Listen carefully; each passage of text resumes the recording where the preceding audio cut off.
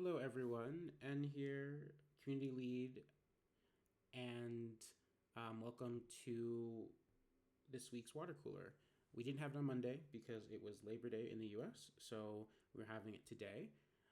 Announcements on the protocol side, we are still maintaining that above 50%. At last checking, it was exactly at 50%, and that is decreasing the inflation rate on the network.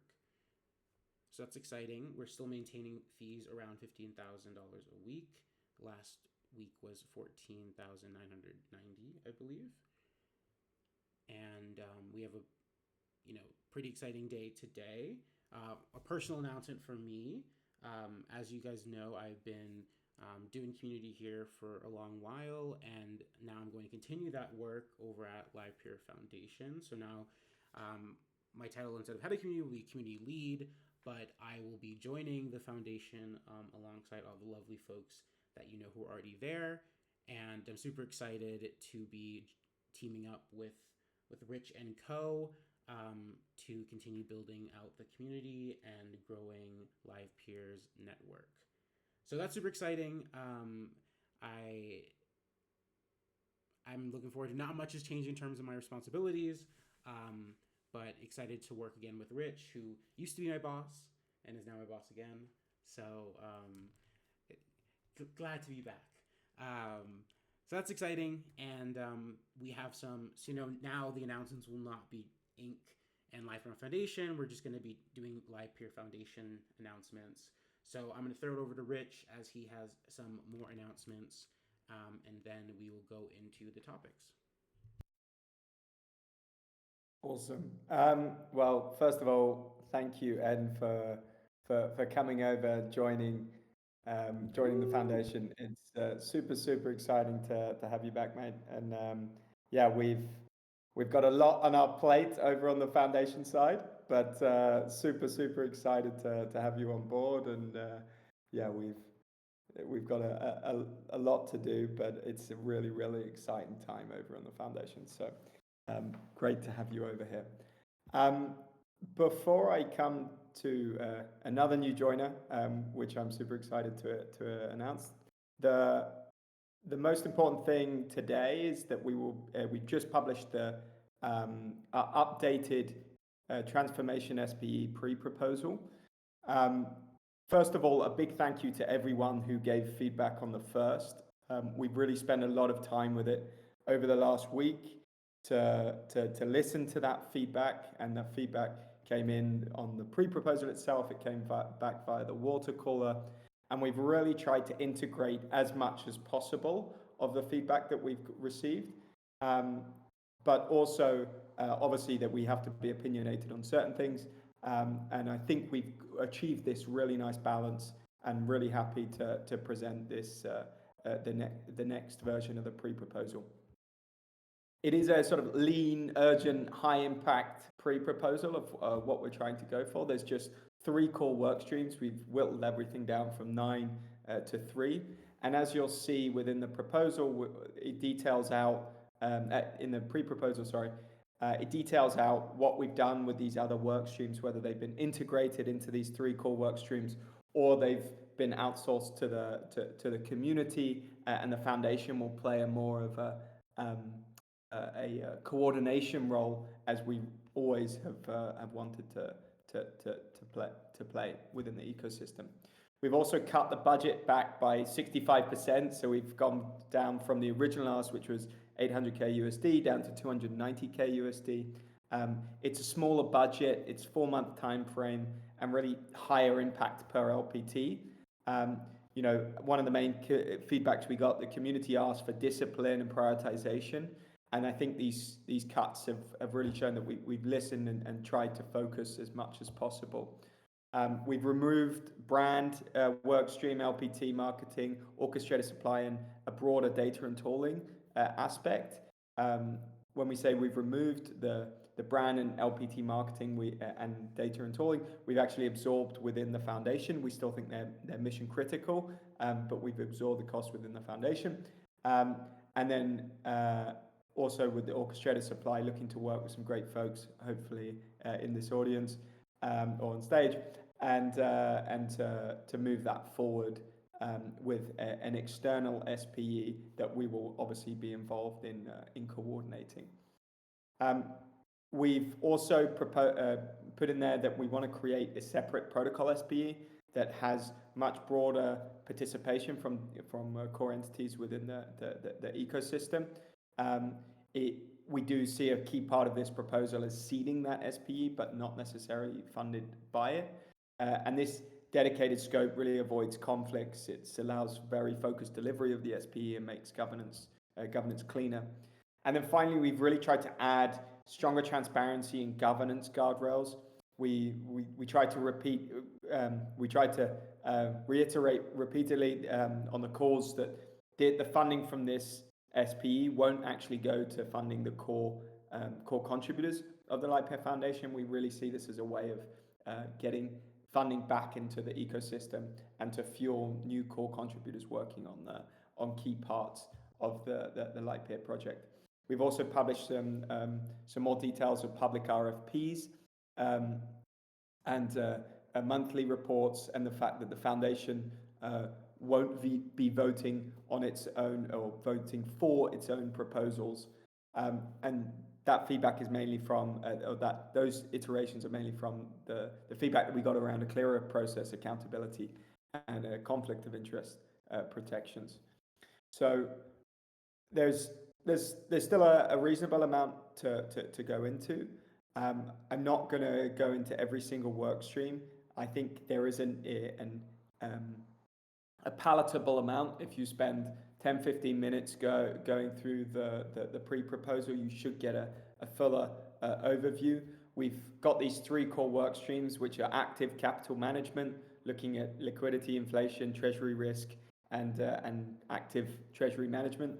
We've got builders focused on attracting and supporting builders with a new builders hub, DevRel, integrations, and new grants ideas seeded. And then finally, development, which is really about core dev coordination and protocol upgrades. So thinking around a contributor coordination hub, seeding the protocol SPE, explore some critical Explorer upgrades, and some exploration of a payments clearinghouse as well. So there's a lot to go through, but I think I don't want to take up too much time. We are open for questions. Please do go away and have a look at it. And if you have already had any managed to have a look at it, we put it up about an hour and a half ago. Please do ask a question here, either in the chat or raise your hand.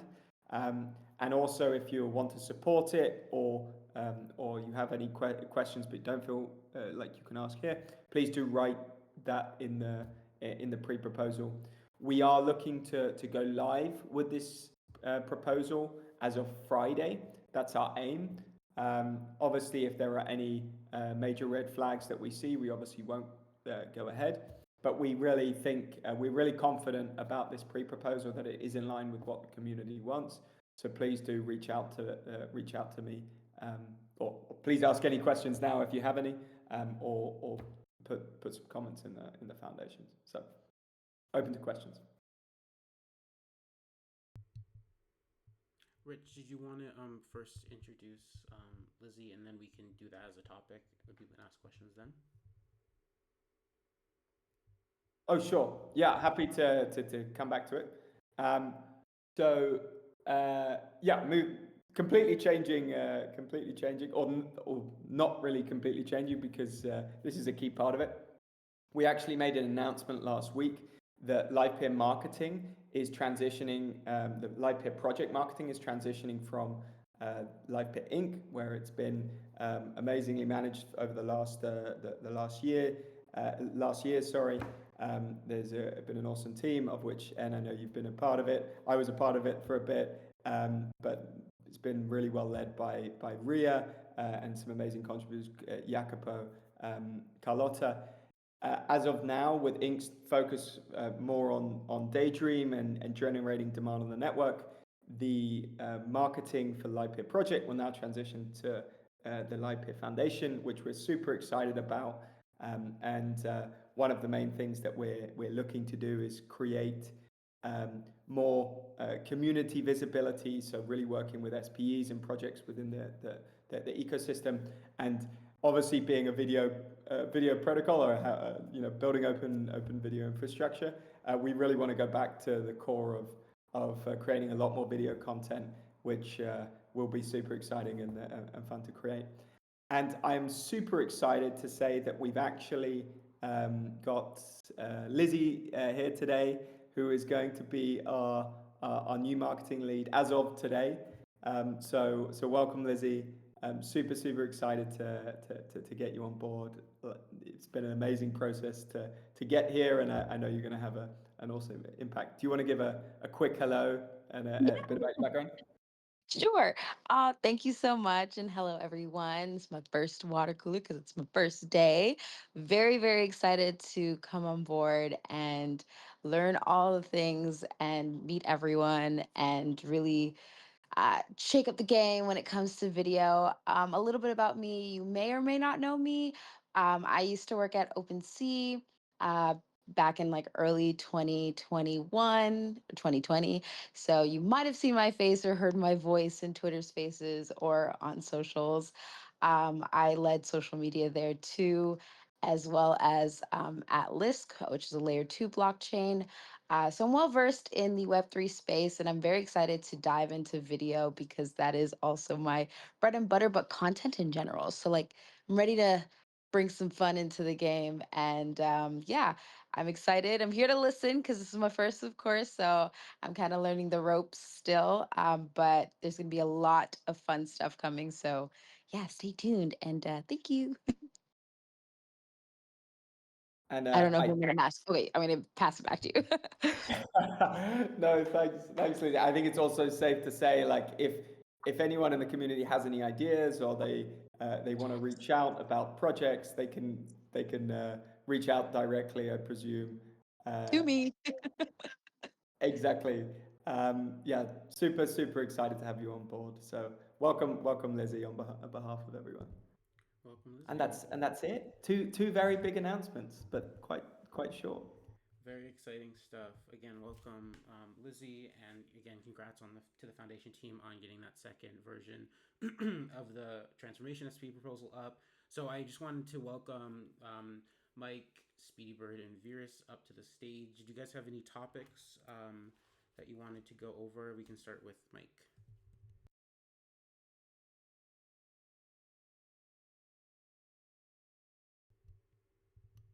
Nope, nothing for Mike. Okay, Speedy Bird, do you have a topic?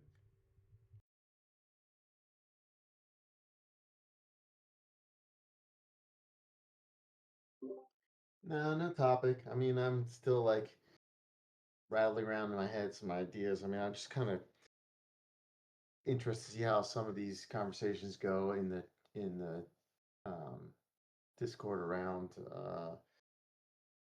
the supply issues. The chicken and egg problem we have. It's like you want to see more demand. We want to see developers, and I think the foundation proposal is a great move to lay some foundational elements towards that end of really making it a little easier for the development experience. But once devs start using the apps or using the protocol and the APIs, like the experience might be limited, running into errors and stuff because there's not enough supply. So there's been some limited discussion. I've been kind of following. I'm interested in seeing how that goes because to me that's certainly a interesting area, right? Chicken and egg. I mean, I personally believe it's useful to have subsidized supply on the network to support initial activity from developers. But I think it would be useful to see how we attract developers over time with the efforts the foundation's making in the coming months and how that ties into this conversation. And of course, the other one is around the other aspect of the foundation is also planning to look into, which has had on and off conversations the past couple of months around the tokenomics, the supply of LPT and things like that. I don't have anything concrete to talk about with it specifically, but I'm just saying I think those are areas that I'm really interested to see some traction here. The former one being more germane to the Livepeer Foundation's proposal right now, which I'm really amped about. I really do think it's great to formalize the structure around that. And obviously the other tracks they have are important too.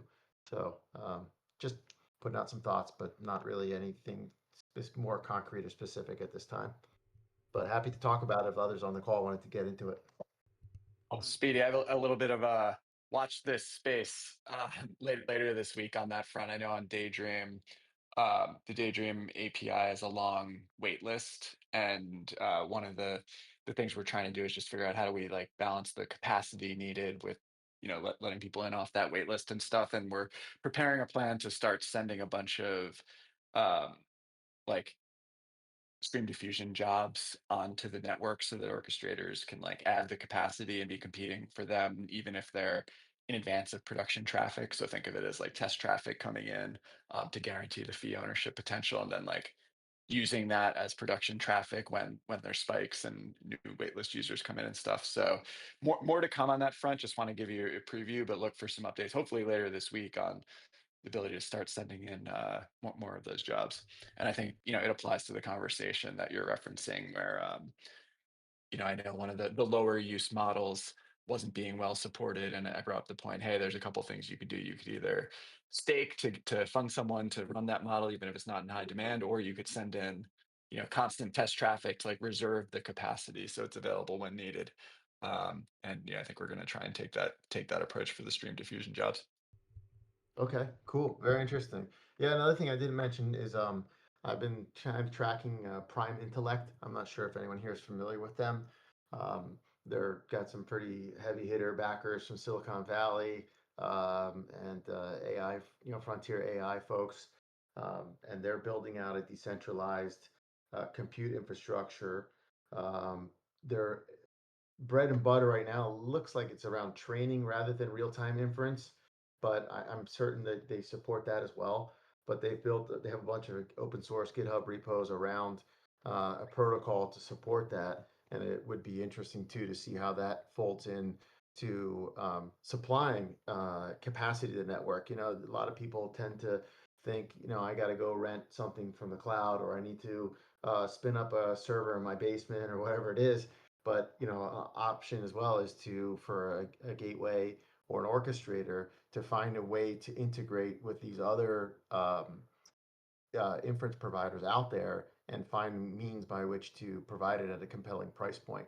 So just another random thought, I guess, related to this topic, but certainly a space I've been looking at, because that Prime Intellect group is certainly seeming to get some significant traction, has some really nice software, and they're not a crypto company at this stage. No tokens. They say they have no token planned, but it is an interesting area. And with some of the issues we've had on and off with the Livepeer code base, it may be interesting as well to look at how that might benefit our activities. But I think those conversations would take more meeting once we get through the first phase of this foundation efforts and see what comes of some of the discussions around the protocol, around the supply, as well as this kind of the core code base that we have today.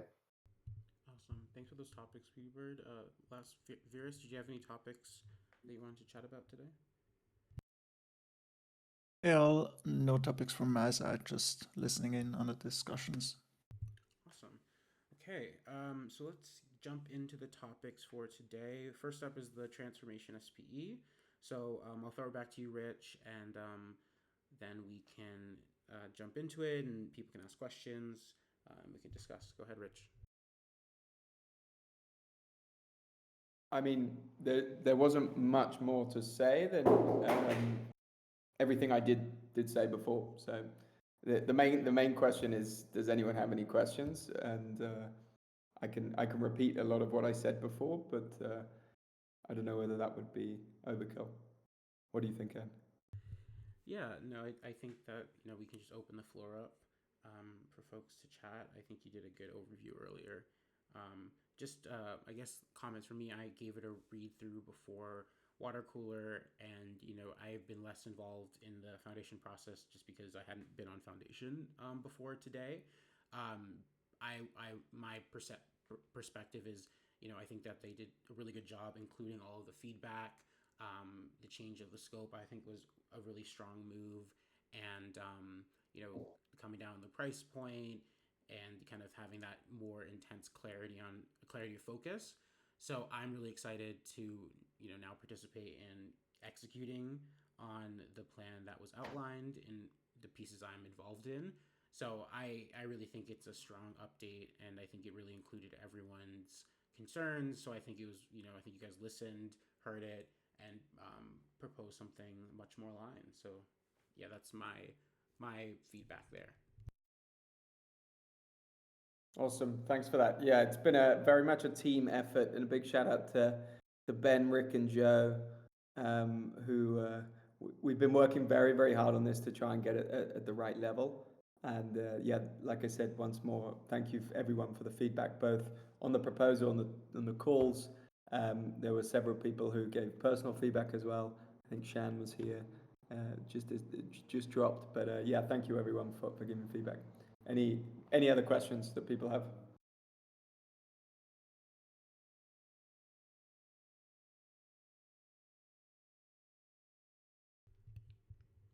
Mike, if you're talking, we can't hear you.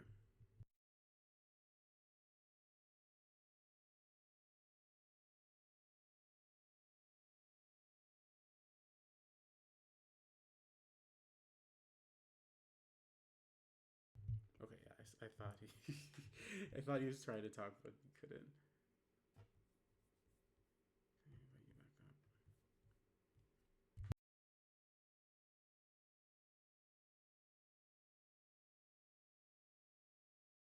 Can you hear me? Yes, I'm not Yeah, sure if you had a we've got you. topic earlier, but we couldn't. I couldn't hear you then. No, I think I just wanted to comment on the transformation SPE. I think, I support it, before. I think it's needed. There's definitely a level of coordination across the network, the different areas of the network that need help.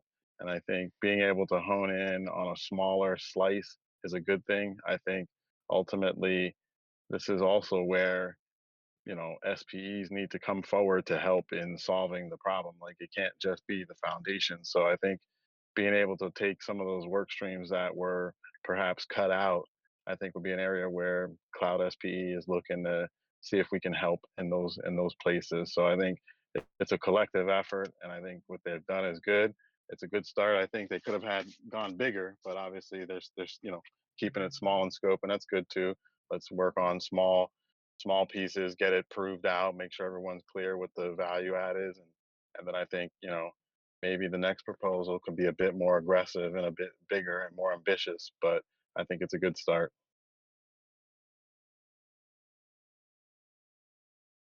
Yeah, appreciate all of that, Mike. I mean, I think Pons summed it up in some of his feedback, which was like, don't bite off more than you can chew. And actually, I think it's been really, really good process. What you say about SPEs coming forward and working together, I think that is so critical to the long-term success of the Livepeer Foundation, Livepeer project. I mean, and the Livepeer Foundation, we wouldn't be able to do it without, but really the Livepeer project, right?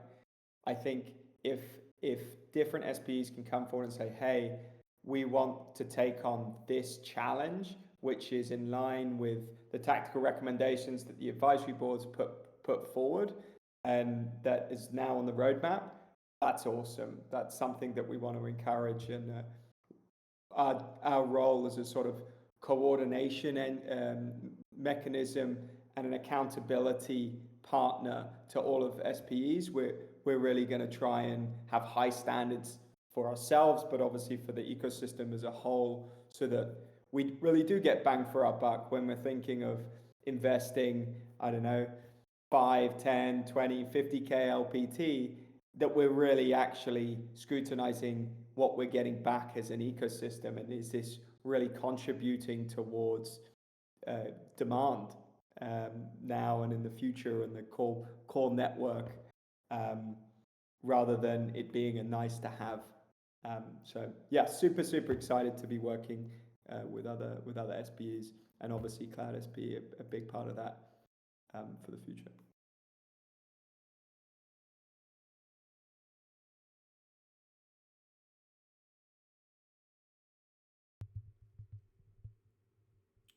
Another note for me, and feel free, anyone else who has a comment, you can also drop it in chat too if you don't want to unmute or come to stage. I think that the transformation SP, as well as a lot of the SPs we've been doing recently, are a great vehicle to start as a community trying to understand like what does ROI look like, what in terms of metrics do we want to see SPs in the future kind of have to say, hey, this is what we were trying to do and this is what we delivered. There's a really good conversation in the orchestrator channel about, we were talking about just, the supply demand paradigm that Speedybird had mentioned. And I was talking about, sales focus mindset of how do we build things that we can sell, and how do you even sell, right? A product that's built on Livepeer's network. I think we can do a really good job about building a stronger culture around that of, how do we support each other's endeavors, how do we promote what other people are doing to get their product out there in front of more people to hopefully find more customers, in that way. And of course, in the transformation SP, there's a bunch of really great pieces about PMF and startup development, and business development. So hat tip to the foundation team for including that in there. So anyway, I just wanted to throw that in as well. Any other thoughts or comments?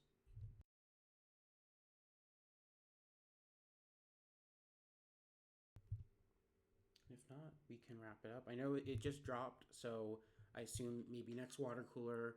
Rich had mentioned the aim is to post it on Friday. So next water cooler will probably have live voting. So if people still want to discuss on Monday, we can also do that too if people have comments, questions, as it's going live. All right. I think we can close that out. Any final words from you, Rich?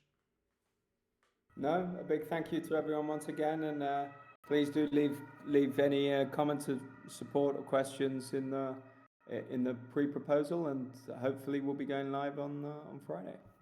Amazing. All right, on to the second topic for today. We have some updates from Define on Embody.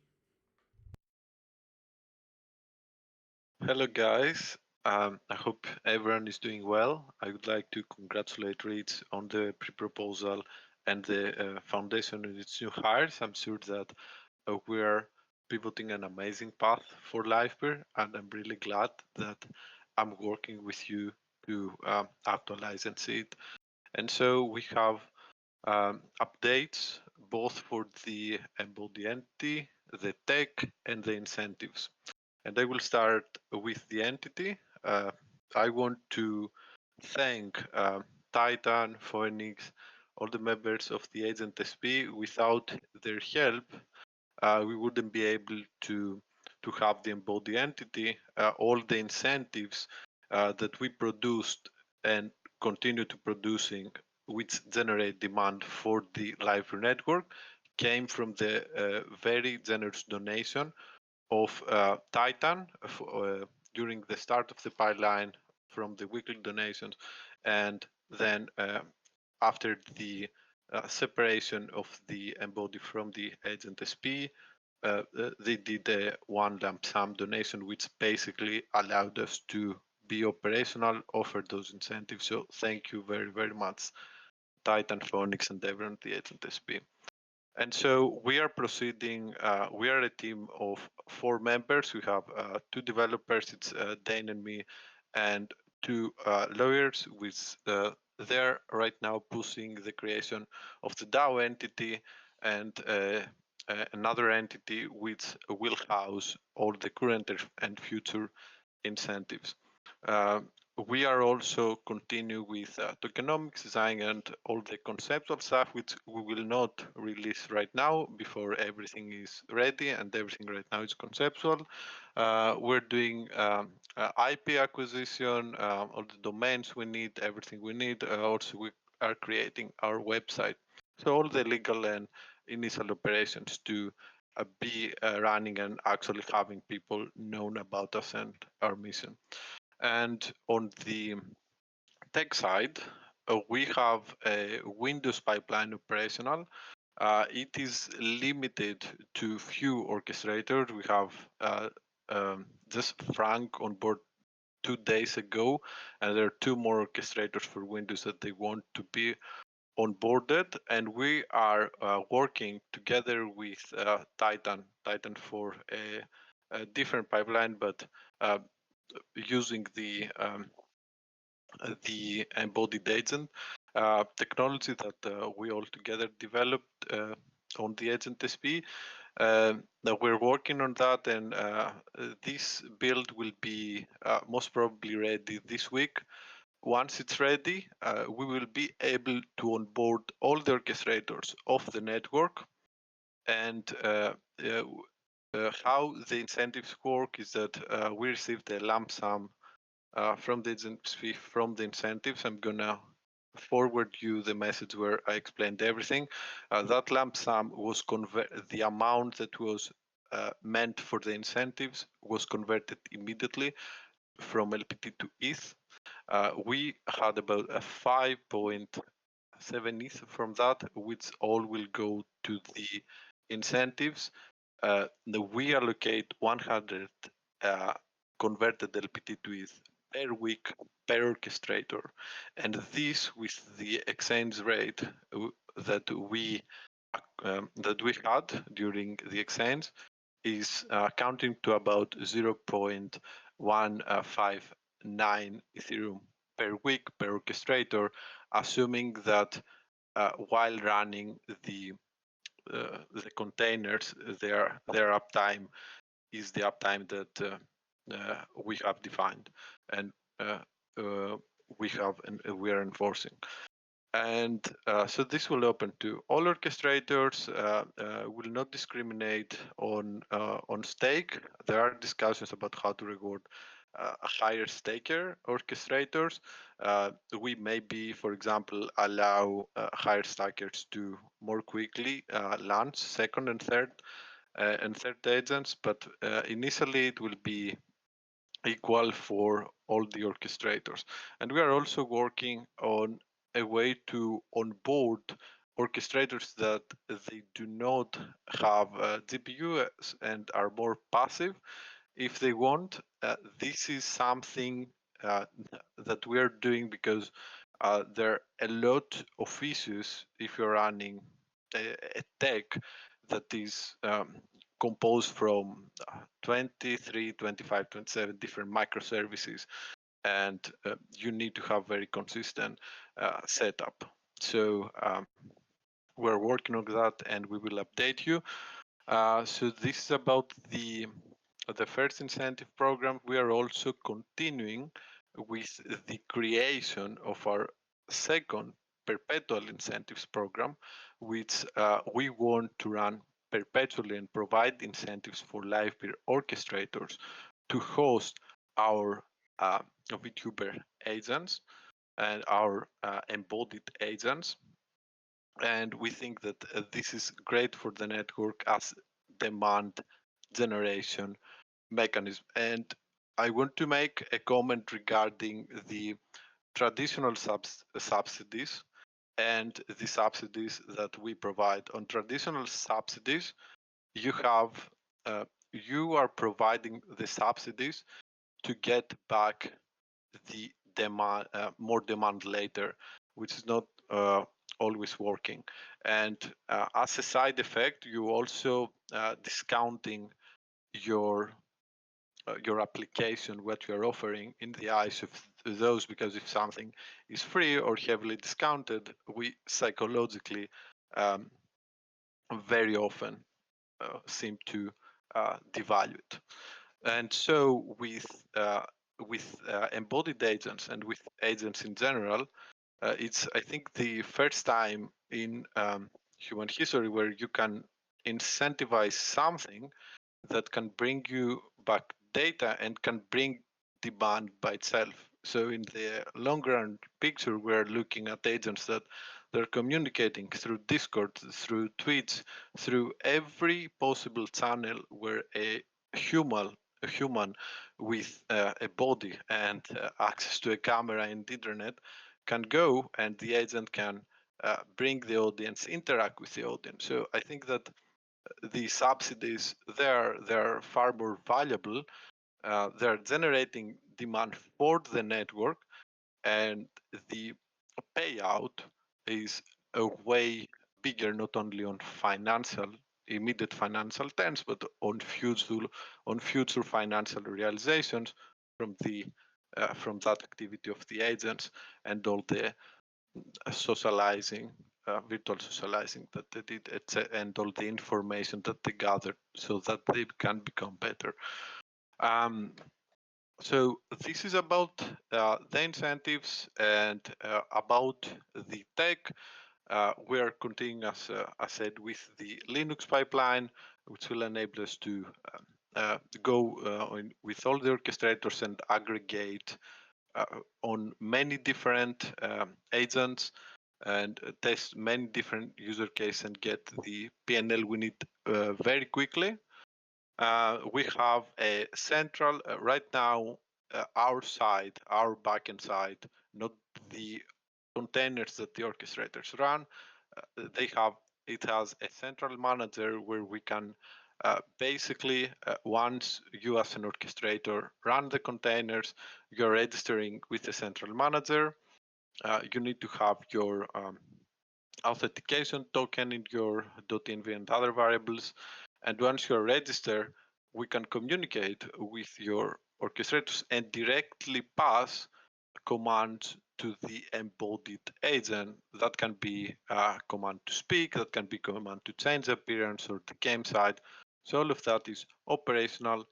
The only thing which is missing, and it will be most probably added on the Linux update or a few days later, if not at that update, is streaming. So the ability for the agent to either receive a command to stream at a certain RTMP endpoint or um, a virtual space, or to autonomously decide that I want to stream there. For example, if it's a streaming agent, it can have a schedule to stream on tweets every 5 p.m. every day, and it can autonomously execute that instruction without being managed from the central manage.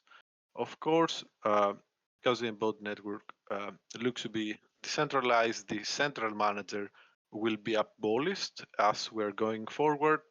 This is just something to test PNL and just really very fast see what's working, what's not working, and it will abolish very quickly once that is done. So these are the updates. I'm sorry if it took too long. There were so many things to unpack. We're looking to start on the forum weekly updates and to have the website, so there's not the need to update you holistically on its water cooler.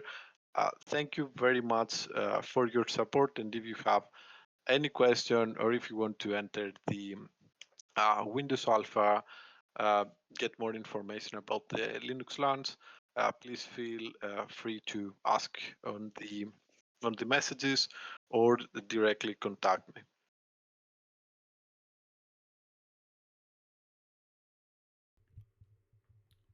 Amazing. Any questions for Define?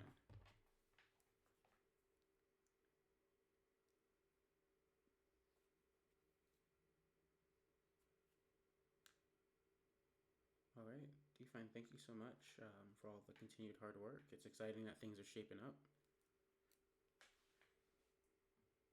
Thank you so much, and glad to be here. All right, so we have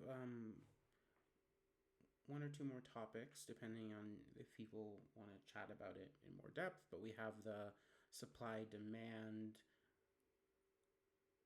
growth conversation that Speedy Bird mentioned that we've been having in the orchestrator chat. Did anybody have more thoughts about that dynamic, how we, want to approach supply and demand?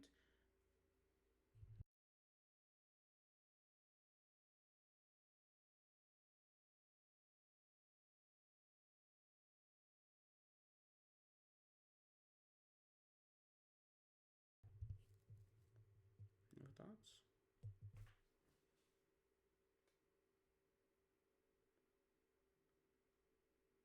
All right. Well, I encourage folks to jump into the Orchestrator channel. Lots of good conversation in there. The one question actually from my end was for orchestrators or for anybody who might know the answer, is there a minimum amount of demand that is required to get you as an orchestrator interested in running that pipeline on your machine? I hope I asked that question correctly.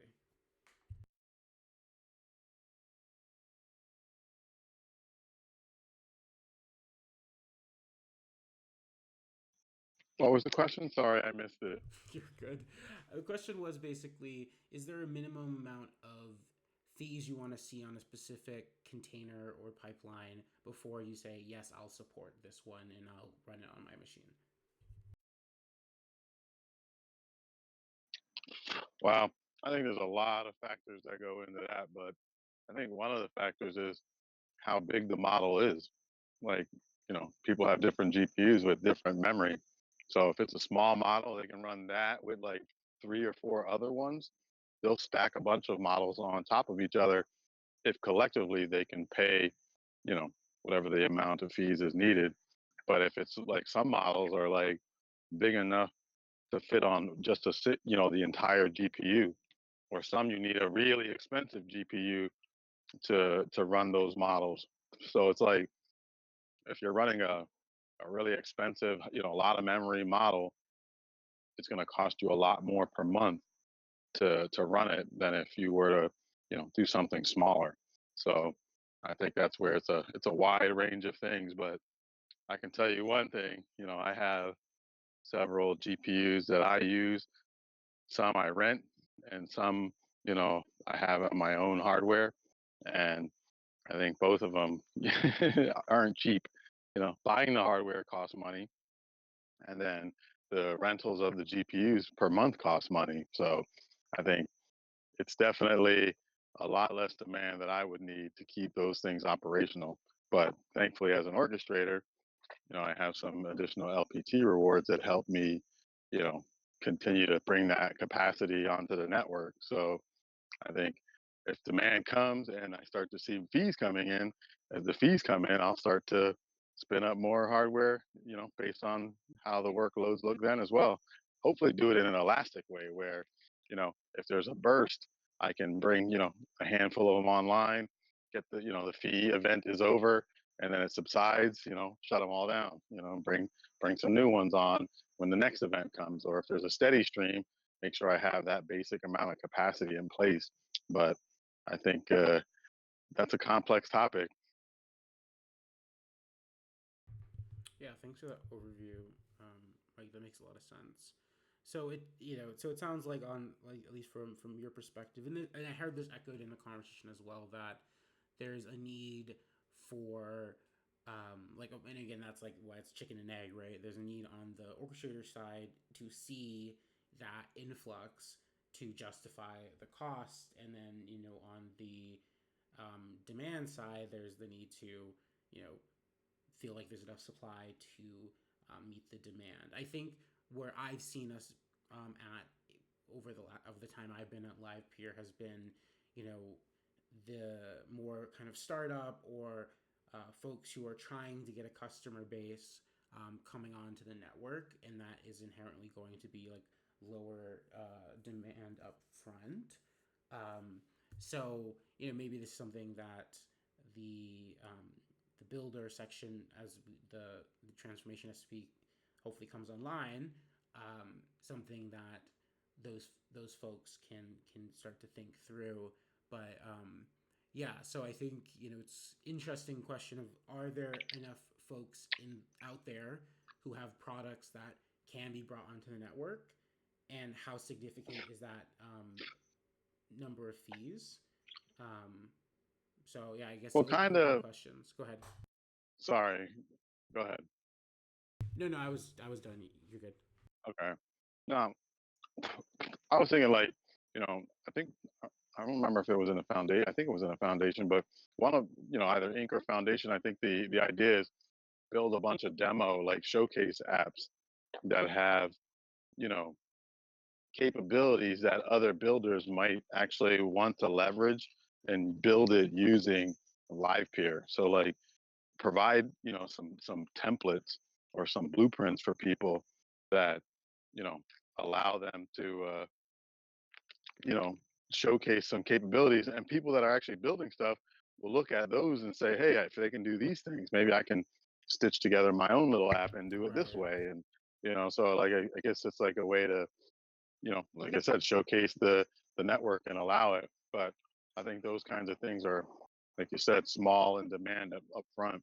But with the proper marketing and proper hype behind it, you could actually build something useful. I have a couple experiments like that I'm working on, but until I see some minimal usage increases, I'm not gonna mention them here. It's not a big they're not really big usage yet, but hopefully they will be. And then we can talk about, hey man, look, Mike's bringing all this demand in. Spin up your hardware, spin up your GPUs. Let's go. Yeah, and with Lizzie coming on board on the marketing capacity, this definitely involves how do we, and I've talked about this in the past as well, but how do we get a strong funnel, and how do we activate our audience to drive demand towards the projects or experiments that are being built.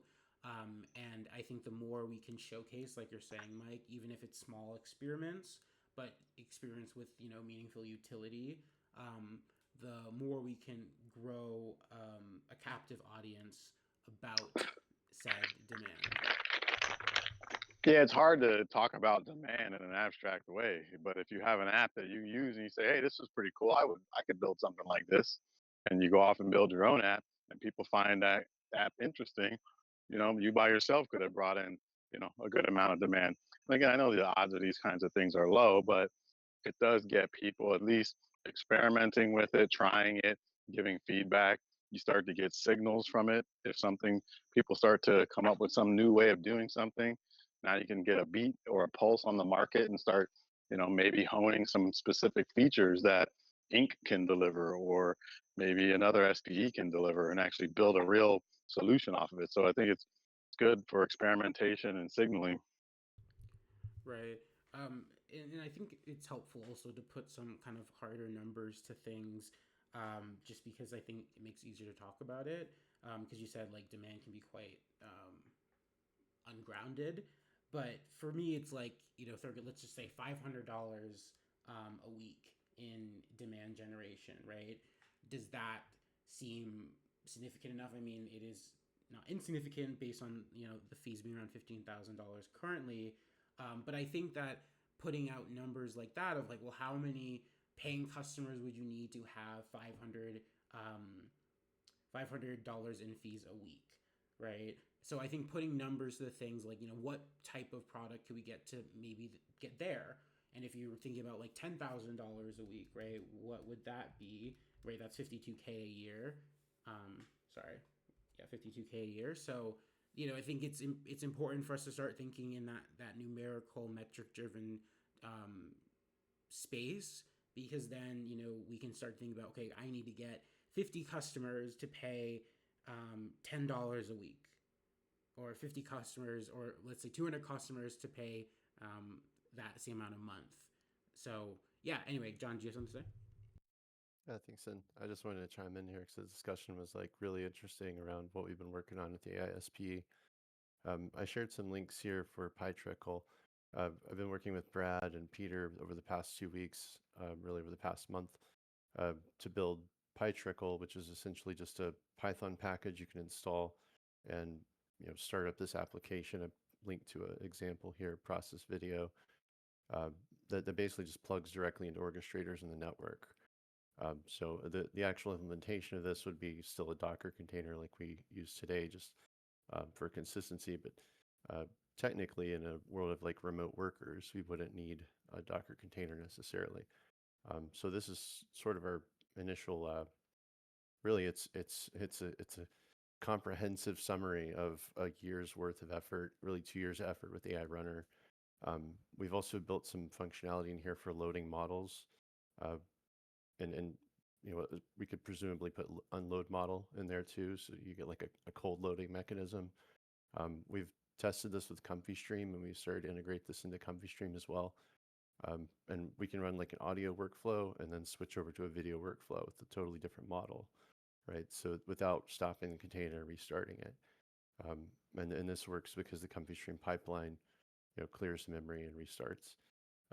So there's a couple ways we could potentially improve model availability on the network using this type of approach, I think. I just wanted to throw that out there as far as what we can do. In thinking back to our batch processing days, we did have this cold model loading idea. Brad's also developed a PR here for like a purely generative stream.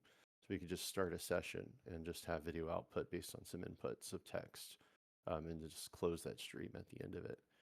So these types of use cases are enabling new modalities with text outputs, audio processing, generating video based on audio, those types of things. So there's a lot of these. This should be a very simple framework to implement in any kind of AI workflow or application. And we also have a wiki page here with some info. I and think this the is stuff like you guys are doing is great, John. I think I don't get to talk much about it. I've been following along and watching the development of your stuff, and I think being able to implement these things are great.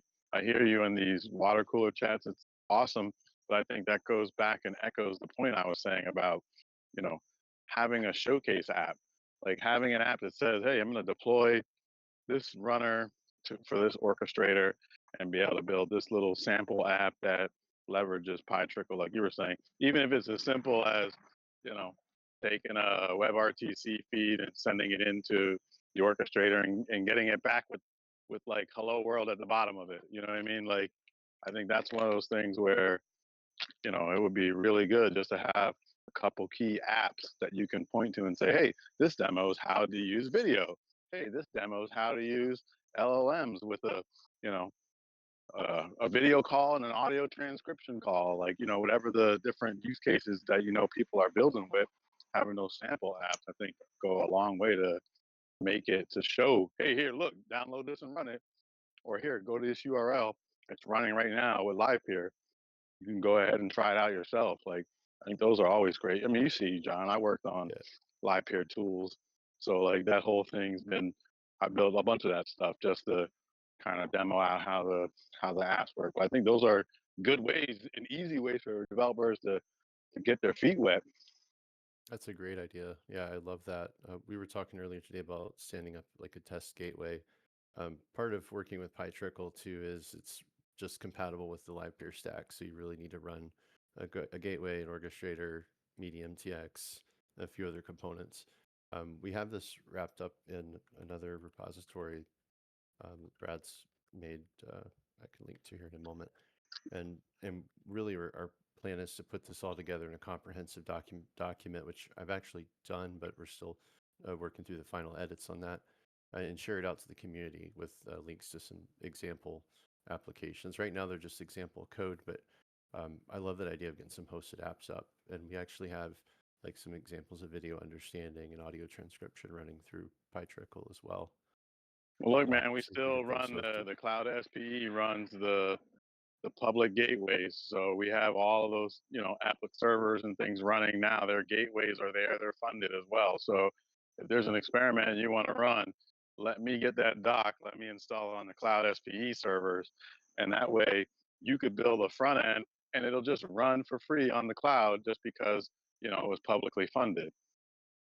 No, I mean the Cloud So SP's That's a funding great ran out a idea. little bit, but at the end of the day, it's still, if we ever get a proposal together, that'll be a way to keep it going. Is if we can see people using those demands and playing with those sample apps, that's a good way to, you know, even if it's nominal, it's something, right?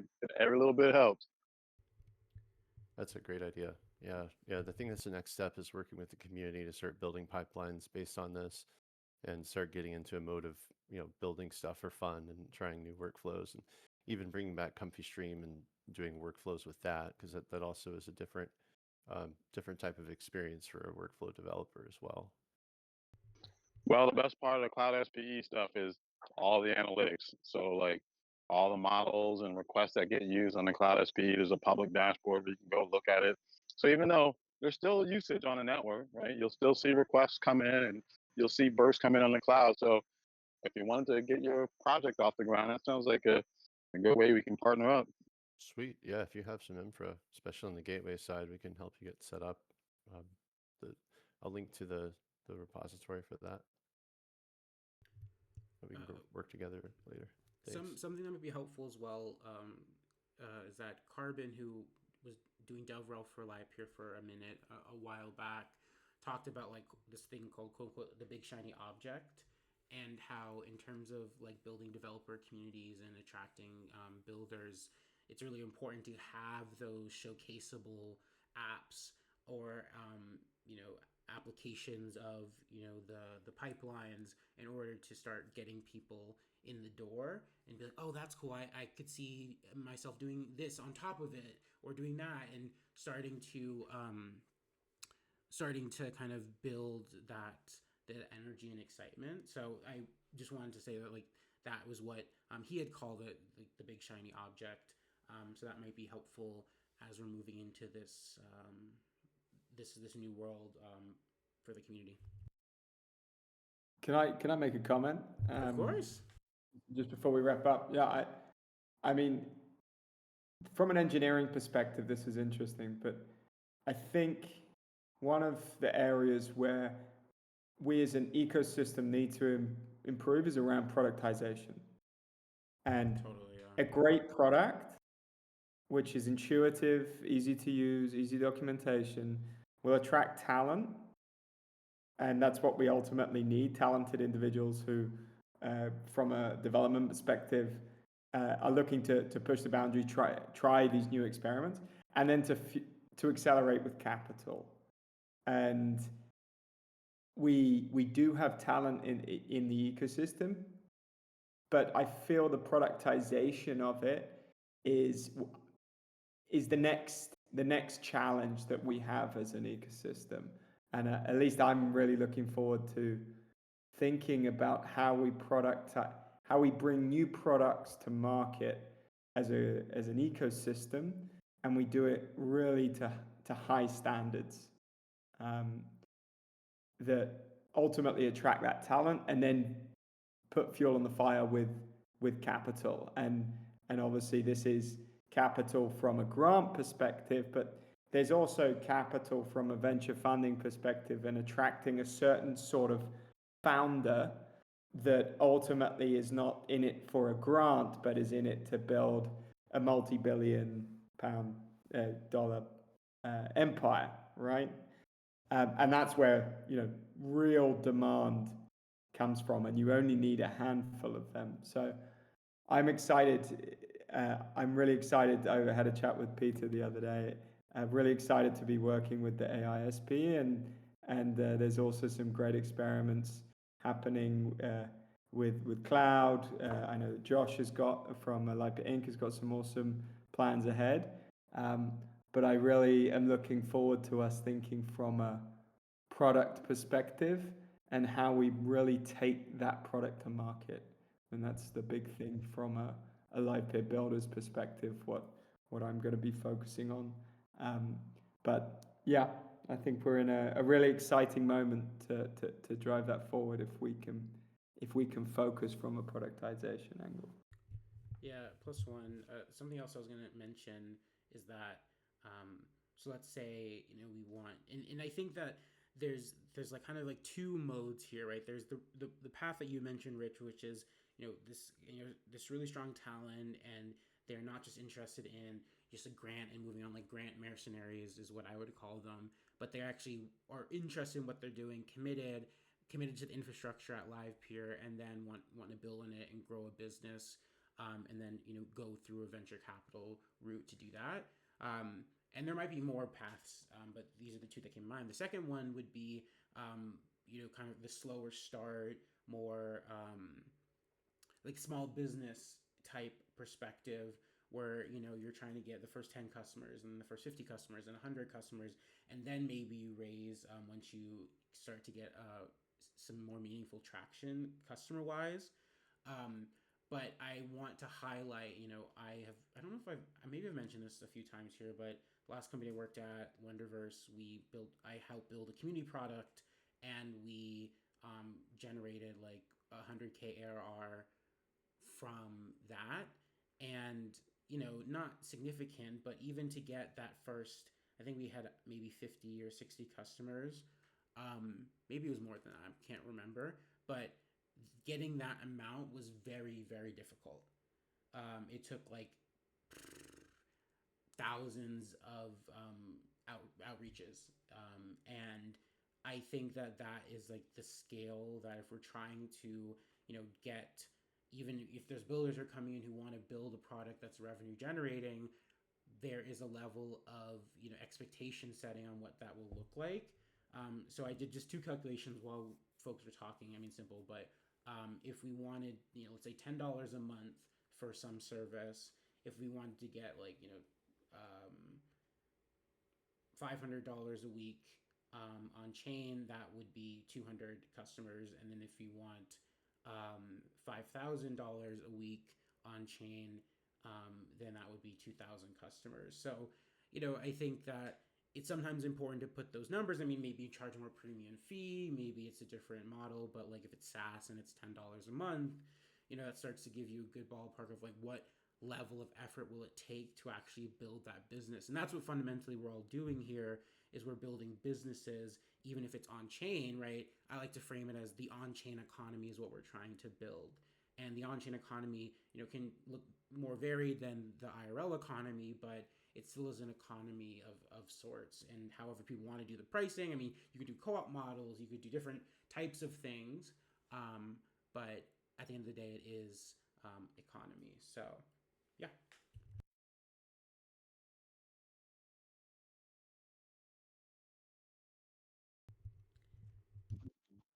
And can I make one comment regarding productization? Of course. So I have made the same comment on the chat.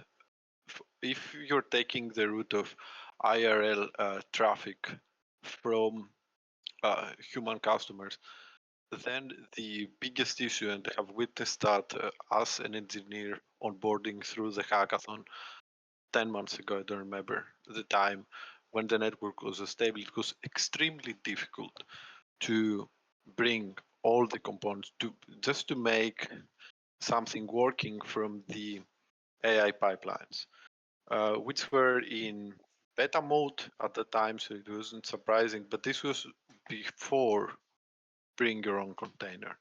After bring your own container arrived in the network, it allowed for having any kind of inference utility running anything in your inside your container, but it made the onboarding for the developers that it sought to include even more hard.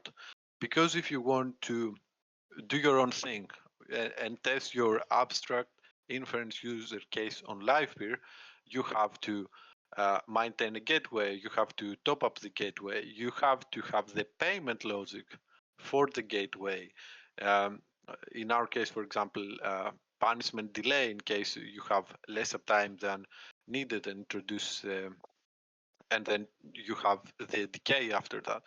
And then you have also to have your containers, the code like your compose everything, and you have to communicate with the orchestrators to onboard them, and all of that for someone who just starts is just it's so difficult. And if you're not a network participant funded from the treasury on a grants program or something, it disincentivizes you from entering the ecosystem. So I think there is great value on getting a one-click onboarding flow where you can have a gateway, either that be the cloud gateway, which will be immediately operational, and you will have automatic workflows for deploying your test application to that volunteer orchestrator,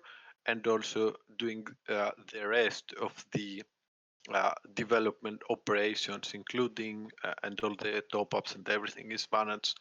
So I really believe that having this for developers as easy as possible, and just abstracting away all of the gateway, they do not need to be aware that the gateway exists, and also bringing on incentive programs either from the foundation or from other SPs to create the way for those developers is something that can really um, bring us out of this issue of not getting the super talented developers entering the ecosystem.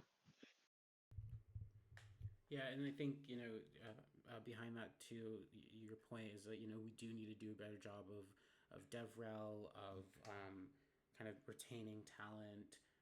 But like Rich, I was just about to mention that Rich, that there's a plan to bring on a DevRel, and again, I think that this is a persistent, we have cobwebs in some places we need to clear out.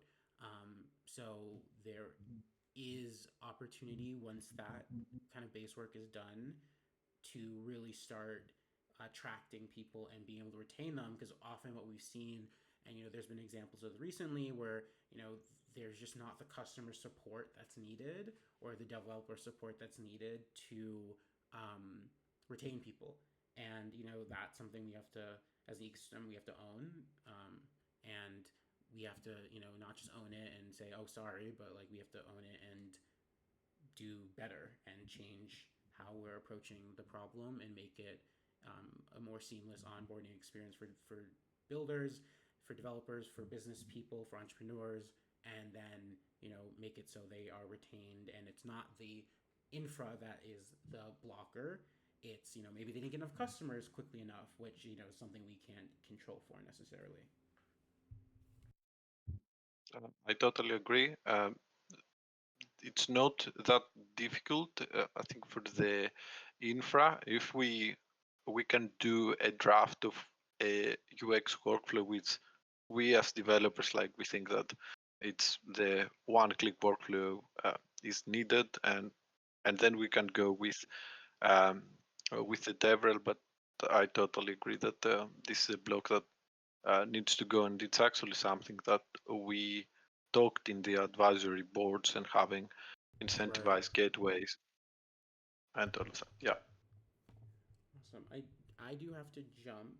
Do we have any last kind of thoughts on this topic? Thank you, Speedy Bird, for bringing it up. Definitely a lot to dig into here.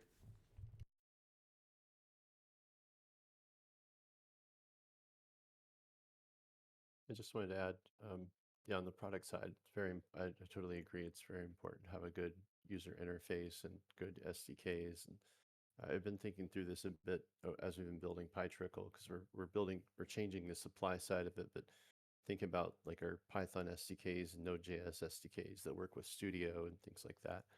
I think we need to make it just as easy on the other side, the user consumer side, right? To get to the gateway, as we were talking about, whether it be hosted gateways or even just a framework that integrates with the gateway locally, um, that's also scalable on the parameters and everything, like we're building on the BYOC track. So there's something just to keep in mind that we haven't really scoped from a product perspective that much. Just like how a new BYOC AI real-time route, could affect our current SDKs, or could be added to our current SDKs to improve usability. I throw that idea out there. Awesome. Some last comments from me. I think the first thought, I didn't mention this, but in terms of like VC models, one thing that we should remember is that what VCs tend to do is they tend to have a bucket of money and then throw it around a billion places, and the expectation is that one of the places will be that unicorn that they're looking for. Um, and I think from like a capital perspective, thinking about the treasury, we have to be very smart about um, what tactics can we meaningfully employ with the amount of um, you know LPT that we do have, and that constraint can actually be an asset if we are creative and think through, well, how do we unlock the most. And I know, Rich, you have ideas on this as well, but anyway, I just wanted to mention that like we kind of have to take stock of where we are and where we want to go and think creatively about how we get from A to Z, and not just kind of follow blindly kind of other models that exist, because that, I think if you look at Web3's history, that has not always panned out the best. So we kind of have to be present in the current variables we have and then say, okay, how do we get to where we want to go? And last thing I want to mention is, because I've been on the Daydream side for the past number of months, I'm still kind of going to get up to speed on the context and everything that's been going on in the community. I have been 70% on Daydream, 30% on ecosystem. So now that I'm going to Foundation, I will be 100% back on Web3 ecosystem side, and will be getting back up to speed on everything that's been going on here. So I've been doing a decent job, but of course, my attention was elsewhere for quite a decent amount of time. So give me the grace to get back up to speed, get connected on everything that's going on. But I hope in the last few months I've done a decent job continuing to uplift everyone's progress, voices, and make sure things are running as smoothly as they can be. So thank you all for that patience. Any other thoughts before we wrap for today? Maybe one final thing. You were talking about venture funding. I am actually, one of my projects over the next 3 or 4 months is to look at investment DAOs, venture studios, ecosystem funds that spin out. So if you're interested in different value capture mechanisms from a capital perspective, please do reach out to me. Obviously, it will make my life much easier to have people much smarter than me researching this topic with me. So yeah, appreciate any feedback or interest. I think it's something that a lot of ecosystems have done, right? You look at the different the equivalent of Solana Ventures, right? Spins out from either foundation or it spins out from a DAO, and it looks at putting larger ticket items into startups with with better value capture, right? So you can either do equity, you can do token, and there's lots of interesting areas there. So if you have any ideas, please do reach out, and yeah, something I'm going to explore over the next couple of months. Awesome. Well, thank you everybody for joining, and thank you for contributing to the conversation. A lot of exciting stuff. Excited for that Transformation SP to go live, and thank you all for continuing to show up and putting in the work. It's much appreciated. All right, everyone, have a good rest of your week. Have a good day, guys. Bye bye.